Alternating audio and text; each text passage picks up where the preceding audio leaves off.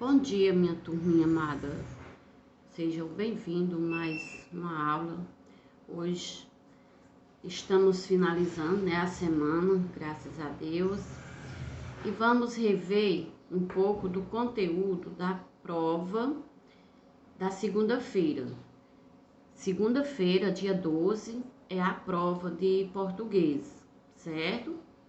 Então, nós vamos hoje rever um pouco do conteúdo que a gente estava trabalhando sobre gramática, interpretação de textos.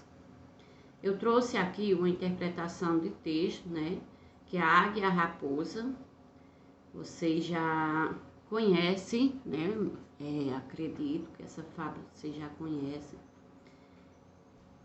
E aqui vem na avaliação, tia, não, é só um modelo para vocês saber o que vai ter na prova, que é a interpretação textual, e vamos trabalhar a gramática e a ortografia, que é o conteúdo que a gente vinha trabalhando também, certo? Então, tá aqui o texto, eu não vou ler o texto da Raposa e a Águia, certo? Aí tá aqui as perguntas sobre o texto, Qual é o título do texto, quantos parágrafos há no texto, quais são os personagens principais da história, o que levou a águia e a raposa a morar perto, da árvore onde eles moravam, o que aconteceu quando a águia levou a carne ao seu ninho. Explique com suas palavras a moral da história. Então, aqui tem a moral da história, que é aqui em cima. Aquele que com ferro fere, com ferro serão feridos. Então, vocês vão explicar por que essa moral. Vocês vão ler o texto, que esse texto é um gênero textual, é uma fábula, e vocês vão ler e fazer a interpretação. Então, nós vamos começar aqui já com as questões, sobre verbos. O vento, ele diz, leia e observe as palavras destacadas. Nós temos aí as palavras destacadas, ventou, ficaram e correram. Então, ventou muito forte na cidade. As pessoas assustadas e correram para suas casas. Então, a frase, como eu falei, tem 3 verbos. O que são verbos? São ações.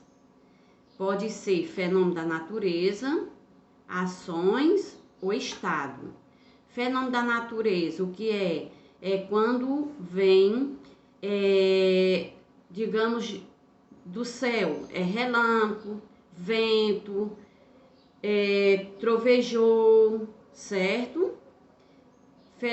Ação é quando eu pratico. Eu escrevo, eu ando, eu corro, eu grito. Estado de ser é como eu me encontro. Triste, alegre, eu vou, eu fiquei, certo? É o estado como eu me encontro. Então, aqui é a frase. Reescreva as frases destacadas de acordo com o que indicam, certo? Então, ele quer o fenômeno da natureza. Qual é a frase que tem o verbo que indica fenômeno da natureza? Ventou, ficaram ou correram? Então, vocês vão escrever aqui, Acabei de dizer o que significa fenômeno da natureza, certo? Ação. Ação é o que eu fiz. No caso, ventou muito forte na cidade. As pessoas ficaram assustadas. Será? Se ficaram assustadas, é uma ação ou é um estado de ser? Foi o estado que elas ficaram assustadas. E correram para suas casas. Correram. É uma ação ou um estado? Ele está dizendo que eles correram para casa. Não disse como foi que ficou, certo? Então, vamos para a letra B.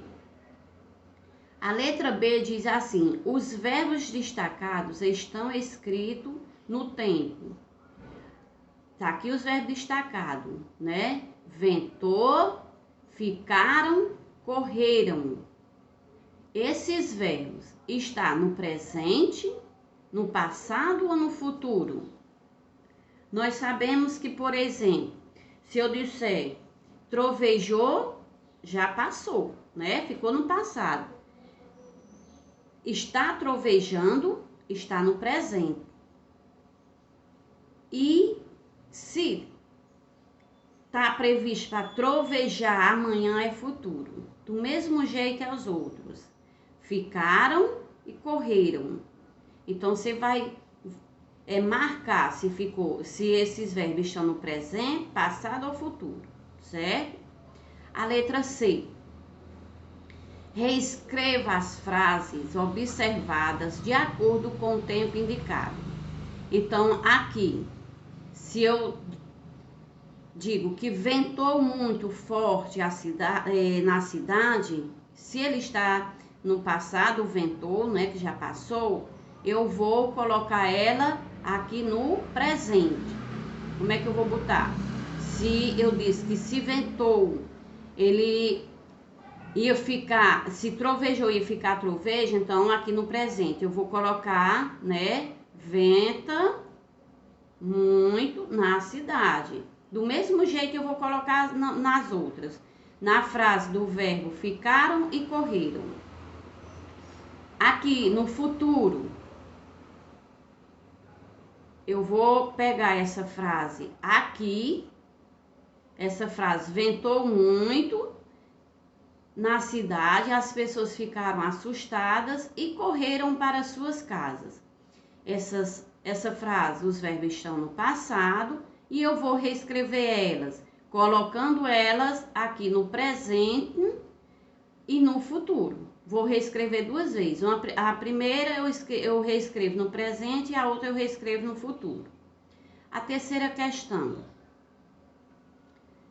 Copie o texto no caderno, completando os espaços com artigo definido e indefinido.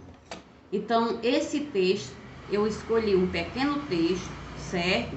E vocês vão reescrever ela colocando no presente, ou colocando o artigo definido e indefinido. Quais são os artigos? Os artigos definidos é o, a, os e as. Indefinido, uns e umas. Então, você vai reescrever esse textinho no caderno, copiando, completando esses espaços aqui com os artigos definidos ou indefinidos. A quarta questão, nós vamos trabalhar sobre a sílaba tônica, certo? Vocês vão copiar também esse quadrinho, se vocês não quiserem fazer esse quadrinho aqui, mas vocês vão colocar aqui palavra, divisão de sílaba, número de sílaba e classificação no caderno, certo? Aí aqui foi um modelo que eu já fiz para vocês verem. Pedalada, eu separei assim, ó, pedalada. Número de sílabas, tem quantas sílabas? Ó, pedalada, tem 4 sílabas. Se ela tem 4 sílabas, ela é uma polissílaba. Do mesmo jeito, eu vou fazer com a palavra céu, abuso, nó, disco, felicidade, carretel, nota e viagem, né? Então, Eu sei que quando tem uma sílaba, ela é monossílaba. Se tem duas, ela é dissílaba. Se tem três, é trissílaba. Se tem quatro ou mais sílabas, ela é polissílaba. Certo? A quinta questão. Acrescente uma ou mais palavras e forme substantivo composto. Guarda. Então, o exemplo, eu posso colocar aqui na frente. Vocês vão copiar tudo no caderno, certo? Só não o primeiro texto, porque ele é grande, mas as questões e o restante vão copiar no caderno. Então, aqui, guarda, eu posso botar aqui na frente roupa, louça, certo? Por quê? Porque é o substantivo composto.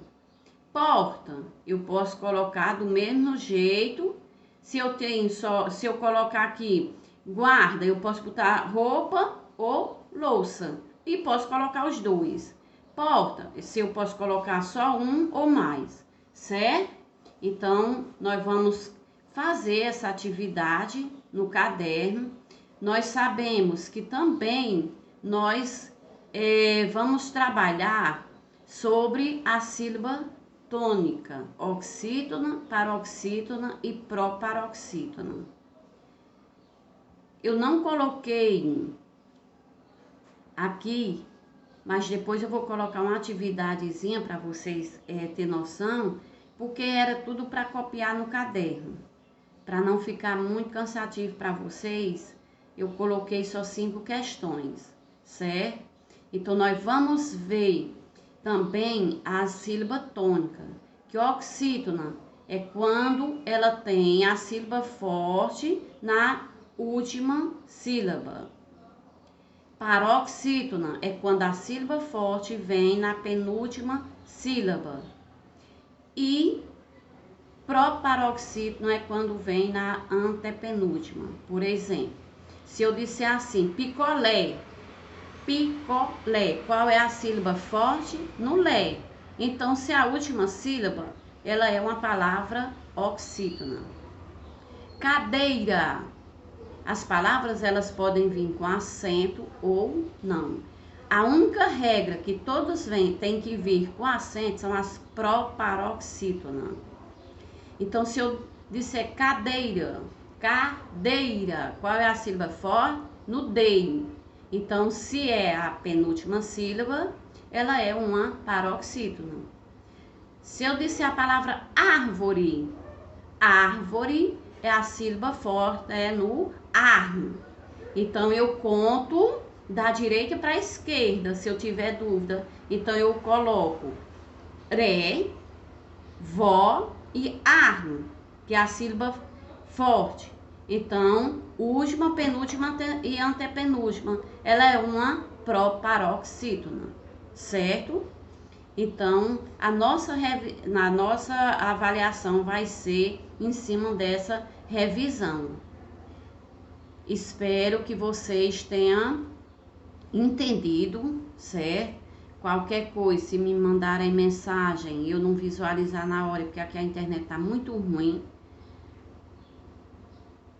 E qualquer dúvida que tiver, pode perguntar, que estarei à disponibilidade de vocês. Então, a nossa revisão é essa, a nossa avaliação, só o que vai aumentar aí são ser diferente as interpretações de textos, certo? E a sílaba tônica.